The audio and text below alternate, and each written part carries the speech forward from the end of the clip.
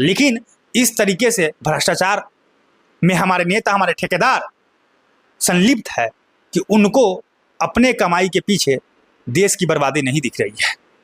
ये हाल है हमारे देश का। साल 2012 में 45 पुल गिरे, साल 2013 में 45 पुल गिरे, साल 2014 में 16 पुल गिरे, साल 2015 में 22 पुल गिरे, साल 2016 में 19 पुल गिरे।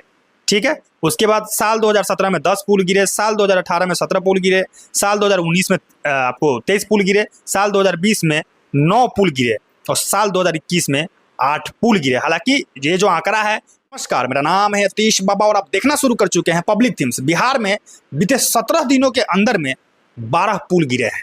चाहे यूं कह ले कि बिहार में बीते 20 दिनों के अंदर में 13 पुल गिरे हैं। और इसी को लेकर के मनीष कश्यप पिछले कई दिनों से लगातार सरकार से सवाल पूछ रहे हैं कि सरकार उन भ्रष्ट इंजीनियरों पे, उन भ्रष्ट ठेकेदारों पे, उन भ्रष्ट अधिकारियों पे कार्रवाई क्यों नहीं करती है। लेकिन मैं आज के इस वीडियो में आप लोगों से बता देना चाहता हूं कि बिहार सरकार ने इन मामले को लेकर के 17 इंजीनियर को सस्पेंड कर दिया है। ऐसे में सवाल ये उठता है कि सिर्फ इंजीनियरों को ही क्यों, उन भ्रष्ट ठेकेदारों को क्यों नहीं, उन भ्रष्ट अधिकारियों को क्यों नहीं नौकरी से निकाला गया, उन भ्रष्ट ठेकेदारों को ब्लैकलिस्ट क्यों नहीं किया गया। और मैं तो कहता हूं कि उन ठेकेदारों को ऐसे ब्लैकलिस्ट करना चाहिए गवर्नमेंट को कि उनको पुल तो छोड़िए, सड़क तो छोड़िए, गांव का जो नाला होता है ना, उसका भी कॉन्ट्रैक्ट उनको फ्यूचर में ना मिले। इस तरीके से ब्लैकलिस्ट करना चाहिए गवर्नमेंट को। लेकिन नहीं, गाज गिरेगा तो सिर्फ इंजीनियरों पे गिरेगा। क्या एक पुल को सिर्फ इंजीनियर बनाता है? बनाने में, पुल को बनाने में जो भूमिका होती है उसमें तो सभी का होता है, इंजीनियरों का भी होता है। इंजीनियर बनाते हैं, मजदूर काम करते हैं, गवर्नमेंट के जो अधिकारी होते हैं वो आके पूरा सर्वे करते हैं, ठेकेदार के अंदर में काम हो रहा होता है। तो भूमिका तो सबकी होती है ना। तो सिर्फ एक डिपार्टमेंट पे गाज क्यों गिरा, सिर्फ इंजीनियरों को ही क्यों सस्पेंड किया गया है, ठेकेदारों को ब्लैकलिस्ट क्यों नहीं किया गया। देखिए, ये तो हो गई बिहार की बात, लेकिन मेरे पास कुछ डेटा है। मैं आपको इस डेटा में आप लोगों को बताऊंगा भारत में पिछले 10 वर्षों में कितने पुल गिरे हैं और उस पुल को गिरने से कितने लोगों की मौत हुई है। देखिए, पुल का जो मुद्दा है बहुत अहम मुद्दा है, बहुत सेंसिटिव मुद्दा है। ये सिर्फ बिहार के लिए ही बड़ा मुद्दा नहीं है, पूरे देश भर के लिए है। देश भर में इस तरह के काम हो रहे हैं, सिर्फ बिहार में ही भ्रष्टाचार नहीं है, देश के अन्य कोने में भी है। आपको दिखाता हूं कि किस तरीके से आपको आज तक का रिपोर्ट है, आज तक ने छापा है इसको। आप पढ़िए, इसको क्या लिखा हुआ है, आप इसको पढ़िए। क्या लिखा हुआ है? बिहार ब्रिज कोलैप्स, पुल है कि टिकते नहीं, 17 दिनों में गिरे 12, 10 साल में 214। बिहार ही नहीं, पूरे देश में एक जैसी कहानी। अब देखिए, आपको मतलब पूरे देश की बात कर रहे हैं कि पूरे देश भर में पिछले 10 सालों में 214 पुल गिरे हैं। और ये बहुत अच्छी खबर नहीं है, क्योंकि देश का पैसा बर्बाद हो रहा है। आप देखिए, इसको पढ़िए, इस पूरे डेटा को पढ़िए जो मैं आपको स्क्रीन पर भी दिखा रहा हूं। आप इसको पढ़िए, इसको पूरे को पढ़िए, क्या लिखा हुआ है। इस पूरे को अगर हम पढ़े, पूरे भारत का रिकॉर्ड देखा जाए तो एक रिपोर्ट के अनुसार भारत में 1977 से 2017 के बीच 2130 पुल गिर चुके हैं। मतलब 1977 से लेकर के 2017 तक भारत में 2000 से ऊपर पुल गिर चुका है। आप सोचिए कि देश का पैसा कितना बर्बाद हो रहा है। इस रिसर्च के हिसाब से भारत में पुल की औसत आयु 34 साल होती है। बताइए, एक पुल को बनाने में करोड़ों रुपया खर्चा होता है, हजारों करोड़ रुपया की लागत से एक पुल बनता है और उस पुल की आयु सिर्फ 34 साल होती है। क्या ये पचने वाली बात है?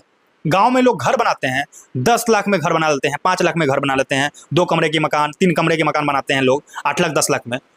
उस घर का भी आयु होता है 100 साल। 100 साल नहीं तो कम से कम 70 साल जरूर चलता है, 80 साल जरूर चलता है। जबकि उस घर को बनाने में सिर्फ पतले पतले छोटे छोटे पिलर का इस्तेमाल किया गया होता है। लेकिन पुल को बनाने में आप तो जानते हैं, आप तो देखे ही होंगे कितने मोटे मोटे पिलर का इस्तेमाल किया जाता है। और वो पुल 34 साल सिर्फ टिकता है। एवरेज बात कर रहा हूँ। वैसे तो कई पुल ऐसे हैं जो 10 सालों में भी गिर जाता है, बनते ही टाइम पे गिर जाता है, कोई 2 साल में गिरता है। बिहार में तो ऐसी ही कहानी है। बिहार में तो कई पुल ऐसे हैं जो बनते बनते ही गिर गया, उद्घाटन भी नहीं हुआ, उद्घाटन होने से पहले ही गिर गया। तो देखिए, ये हाल है। आपको आगे बढ़ते हैं। पिछले कुछ सालों में पुल गिरने की घटनाओं पर नजर मारे तो फैक्टली की एक रिपोर्ट में एनसीआरबी के डेटा के हिसाब से बताया गया है कि साल 2012 से लेकर 2021 के बीच में 214 पुल गिरे हैं। मैं आपको बताया था कुछ देर पहले कि पूरे देश भर में 10 सालों में 2012 से लेकर के 2021 तक 214 पुल गिरे हैं। ये एनसीआरबी का डेटा कहता है। आगे चलते हैं, आगे बात करते हैं। अब मैं आपको बताता हूं इसमें कि कौन कौन से साल में कितने पुल गिरे हैं। जो 10 सालों का जो मैंने आपको रिकॉर्ड बताया कि 10 सालों में 214 पुल गिरे हैं, आपको बताता हूं कि 2012 में आप पढ़िए, यही है डेटा, पूरा डेटा पढ़िए। साल 2012 में 45 पुल गिरे, साल 2013 में 45 पुल गिरे, साल 2014 में 16 पुल गिरे, साल 2015 में 22 पुल गिरे, साल 2016 में 19 पुल गिरे, ठीक है। उसके बाद साल 2017 में 10 पुल गिरे, साल 2018 में 17 पुल गिरे, साल 2019 में आपको 23 पुल गिरे, साल 2020 में 9 पुल गिरे और साल 2021 में 8 पुल गिरे। हालांकि ये जो आंकड़ा है वो कम होता जरूर दिख रहा है, लेकिन फिर भी बहुत बड़ा संशय का विषय है, बहुत टेंशन की बात है, क्योंकि देश का पैसा बर्बाद हो रहा है, हमारा पैसा बर्बाद हो रहा है, आपका पैसा बर्बाद हो रहा है, ये डेटा है। और अब मैं आपको दिखाता हूं कि ये जो पुल गिरे हैं पिछले 10 वर्षों में, जो 214 पुल गिरे हैं, उन पुलों के गिरने से कितने लोगों की मौत हुई है वो भी मैं आप लोगों को दिखा देता हूं। आइए स्क्रीन पर आपको वो भी दिखाता हूं, पढ़ के सुना देता हूं आपको। देखिए, पढ़े इसको हम। पुल गिरने से हर साल कई लोगों की मौत हो जाती है। साल 2012 से 2021 तक पुल गिरने से 285 लोगों की मौत हो गई थी। आगे बढ़ते हैं। इसमें साल 2012 में 62 लोग मरे, 2013 में 53 लोग मरे, 2014 में 12 लोग मरे, 2015 में 14 लोग मरे, 2016 में 47 लोग मरे, 2017 में 10 लोग मरे, 2018 में 34 लोग मरे, 2019 में 26 लोग मरे, 2020 में 10 लोग मरे और 2021 में 5 लोगों की मौत हो गई। साल 2022 में गुजरात के मोरबी में एक पुल गिरने की हादसा हुआ था, जब मच्छू नदी में बने पुल के टूटने से 141 लोगों की मौत हो गई थी। वाह, इतने लोगों की मौत हुई है। आप सोचिए कि पुल गिरने से नुकसान कितना हो रहा है। मतलब पुल गिर रहा है, देश का पैसा बर्बाद हो रहा है, हमारा आपका पैसा बर्बाद हो रहा है, लोगों की जान जा रही है, लोगों को दिक्कत हो रहा है। अब बताइए, एक पुल अगर टूटता है तो इस पार से उस पार का जो कनेक्टिविटी होता है वो भी कहीं ना कहीं ध्वस्त हो जाता है, वो भी टूट जाता है। लोगों को एक गांव से दूसरे गांव में जाने में परेशानी होती है, लोगों को एक शहर से दूसरे शहर में जाने में परेशानी होती है।